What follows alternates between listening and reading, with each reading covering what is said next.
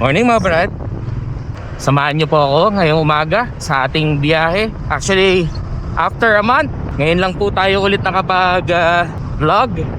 Dahil tayo masyadong naging busy itong mga nakaraan. So, samahan niyo po ako at i-explain ko sa inyo ano ang magiging final na ating mga pyesa for our Project Zapdos. Samahan niyo ako, let's go!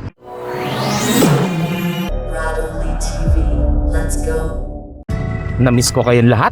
1 month mahigit din tayo hindi nakapag-vlog, no? So, well, eto, so bakit ako natagalan mula nung huli kong mga vlogs is because, syempre, na-busy rin tayo dun sa ating mga ano talaga, sa mga biyahe, sa ating mga ginagawa for SK Zik. So ngayon singit natin ang ating short vlog regarding sa ating final setup for Project Zapdos. So ano ba yung motor natin? Siyempre, ano yung baterya, ano yung controller. So yung tatlong yon ang ating pag-uusapan. Sakto naman, kakarating lang ng mga piyesang in-import natin. So yun po, no? Simulan natin sa ating motor. So makikita nyo sa screen yung ating electric motor, which is ang QS 165 V3. So ang rated power nito ay 12 kilowatt. Ang peak power niya ay 20 kilowatt. Kung bakit ito ang pinili ko, number one, of course, yung ating power and torque, I expect na talaga mas mataas to kaysa sa 3 kilowatt natin. Pangalawa,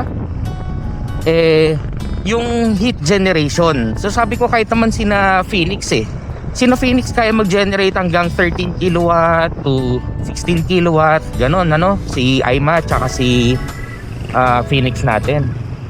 Nga lang, habang tumataas, dahil hindi siya designed for that, kasi ang peak power niya lang is around 10 kilowatt ang kaya niya. 10-11 kilowatt. So mataas yung ano talaga, yung thermal generation. Sobrang init niya.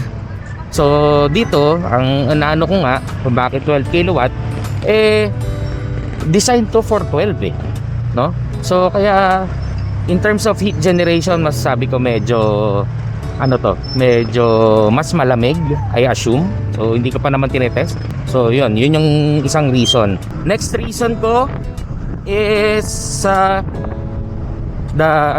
ko nga kasi yung project bike si KTM will be designed for track, no? Hindi ko siya pang daily.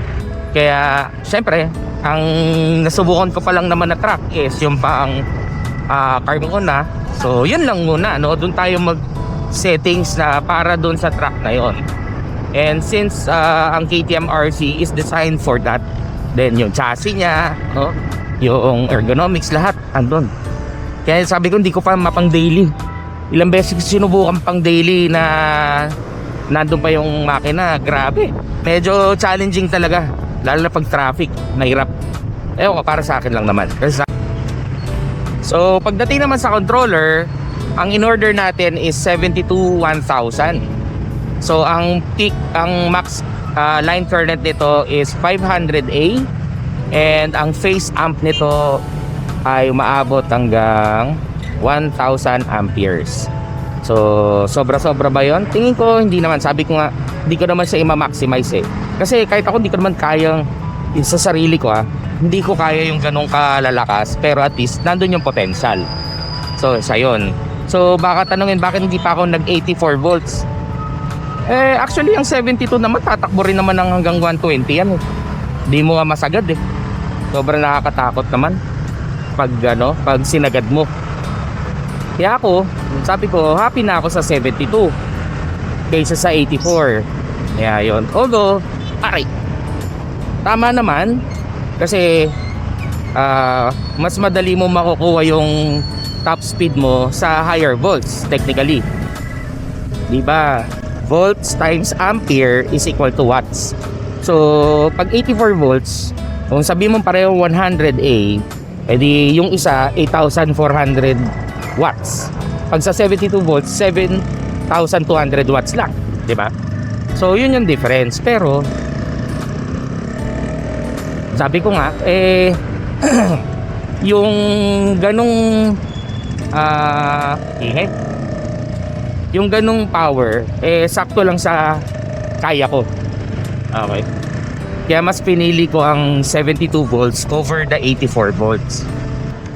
Tipin nyo kung ang kagandahan kasi kung i-compare ko siya sa mga dati kong controller, like for example yun nga yung dito kay Phoenix 84,530. So angat yan. Kung magla-line amp ka ng 200, that's na mga nasa 16,000 watts. So yung 16,000 watts na yun, sobra-sobra talaga. Malakas talaga para sa akin, di ba? Although sabi ko nga hindi naman ako nagda-drag racing, di ba? Ang target ko is circuit, kumbaga track. And speaking of track, like for example sa Carmona, ang top speed ko doon sa straight mga 103 ganon. So yes, nakita ko nga yung iba, like yung sa dati kong kasamaan sa Club Nissan Sentra, ngayon nagmomotor, sa Ninja 400 niya doon sa straight na yon, ang top speed niya is around 120 ganon bago siya sa first turn. Kaya kumbaga doon lang naglalaro. So kaya naman abutin yan ng setup natin. Kumbaga yung 0 to 100, yun lang yung magbabago compared dito, no? Kung yun ang ipagko-compare natin. Yan. So for the battery naman, so nag-finalize na kami ni CK kasi ang unang plano dapat gagamitin ko yung kay Aima. Pero naisip ko na para ma-maximize talaga natin, kung hindi ma-maximize but above mid-range yung performance dun sa setup, magpagawa na lang tayo ng bagong battery. So ngayon gusto kong subukan ang LFP, lithium iron phosphate, dito sa setup na to. Kasi naalala ko nung dinrive ko ang NXT, kasi first time ko nakagamit ng LFP noon. So talagang yung voltage niya ang tagal bumaba compared mo sa NMC. Pero in terms of power, actually halos di sila malayo Kaya ewan ko siguro correct niyo na lang po ako, no, sa mga naka NMC at saka LFP Kasi ako sabi nga first time ko mag-LFP as owner. Pero yun, napansin ko ang tagal, ang kunat, no?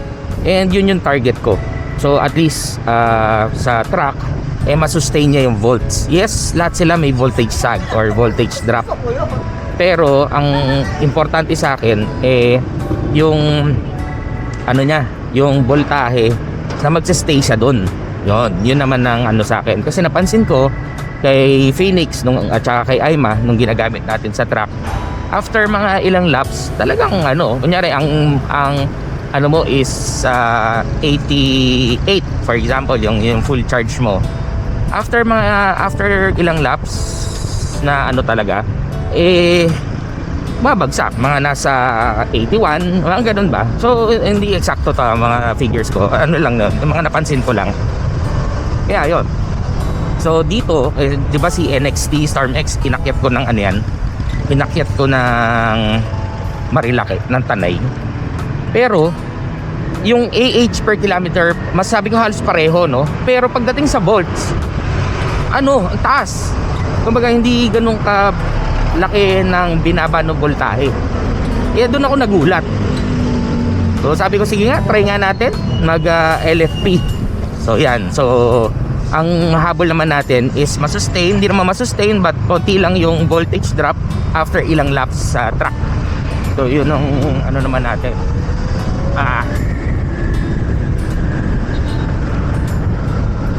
So yun yung objective natin. Kaya ito yung battery kukunin natin. So hindi ko pa alam kung anong final brand na kukunin sa atin for ni Boss Michael, ni CK Custom, para doon.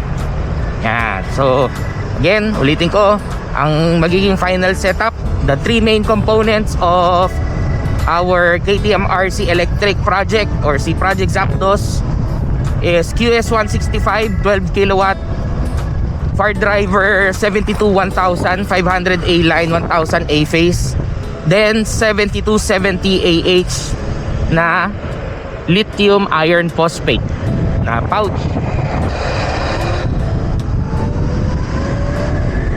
So yun, lakas ng hangin.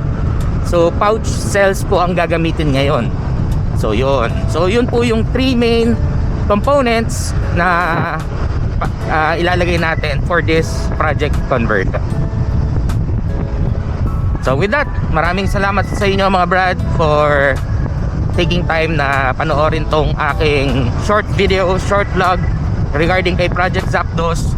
So please like, follow, share my my page, yung mga post po natin, at malaking bagay po sa akin yan na nakakapag-react kayo, nakapag-comment kayo. So yun. So sa aking munting page, nakakapag-react kayo, comment, like, share. Malaking bagay po sa akin yan, no?